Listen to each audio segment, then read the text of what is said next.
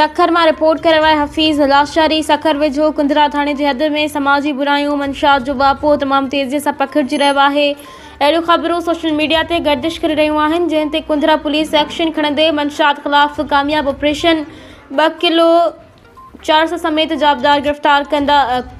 कुंदरा पुलिस पारा मुबैना मंशात ख़िलाफ़ एक नायाब कार्रवाई दौरान 2 किलोग्राम चर्स समेत एक जाबदार गिरफ़्तार करने की दावा कई है। पुलिस मूजिब चेकिंग दौरान 2000 ग्राम चर्स समेत जाबदार वकार अली पल के गिरफ़्तार किया वियो आहे, जिनकी मौजूदगी और शकी हरकतुन ते अमलदारन की तवज्जो छिकियल हुई। गिरफ़्तार थियल जाबदार ख़िलाफ़ मंशात एक्ट तहत केस दाख़िल किया वियो आहे ऐं पुलिस वधीक जांच करे रही है तो छा हिन जो को हल्को मंशात की स्मगलिंग से जुड़ियल है या न।